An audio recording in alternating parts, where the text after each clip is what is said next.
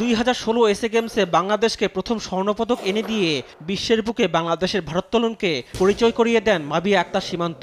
এরপর থেকে পেছনে ফিরে তাকাতে হয়নি তাকে, কিন্তু এরপর মাবিয়াকে ছাড়িয়ে যাওয়ার মতো আর ভারোত্তোলক পায়নি পুরো দেশ।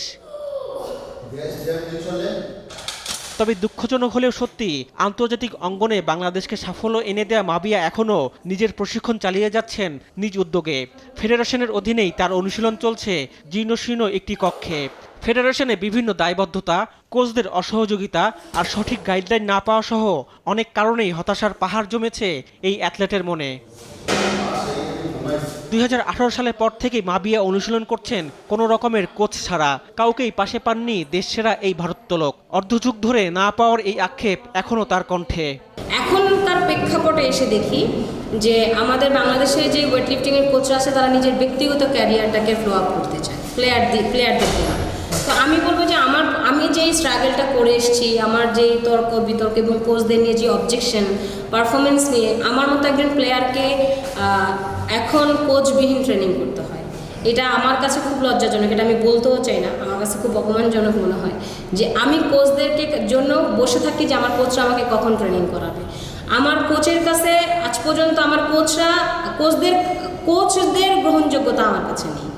যেখানে একটা প্লেয়ারের গ্রহণযোগ্যতা কোচের কাছে থাকা দরকার ছিল, এটা হয় ন্যাচারালি, একজন কোচ বলে যে এই প্লেয়ারটা ট্রেনিং করাবো না, কিন্তু আমি ওইটা বলতে হয় যে আমার কোচদের গ্রহণযোগ্যতা আমার কাছে নেই, কারণ তারা ওই কাজটা এবং তাদের ওই মেধাটা আমার সঙ্গে শেয়ার তারা করেননি।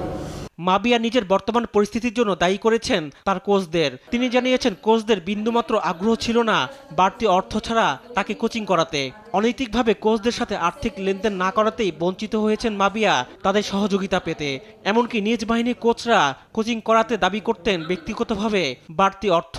2010, 11, 12, 13 পর্যন্ত আমি দেখেছি কোচদের মধ্যে প্লেয়ারদেরকে গ্রো আপ করার সেন্সিটিভিটি, কিন্তু এরপরে আমি আর কোচদের মধ্যে উইদাউট বেনিফিটে তাদেরকে ওয়েটলিফটিংয়ের প্রতি কানেক্টেড দেখিনি। বেনিফিট থাকলেই তারা, এখন বেনিফিট বললে আপনি বুঝাইতে চাচ্ছি না অন্য কিছু, জাতীয় ক্রীড়া পরিষদের মান্থলি যে স্যালারিটা দেয় সেটা তারা বাসায় বসেই শেষ করতে চায়, তাদের ট্রেনিংয়ে এসে কোনো ইনভলভমেন্ট নাই।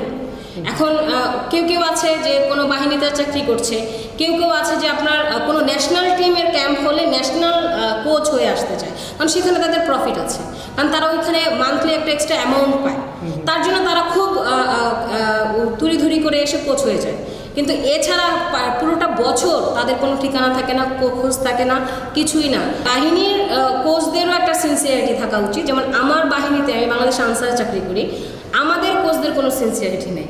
আমি বাহিনীতেও আমার কোচদের সাপোর্ট পাইনি, এবং আমি বলবো যে আমি ফেডারেশনের আন্ডারে জাতীয় ক্রীড়া পরিষদে যে ন্যাশনাল কোচ আছেন তাদের থেকেও সহযোগিতা এখন আমি পাই না, যেই সময় তাদের আমার সবচেয়ে বেশি প্রয়োজন।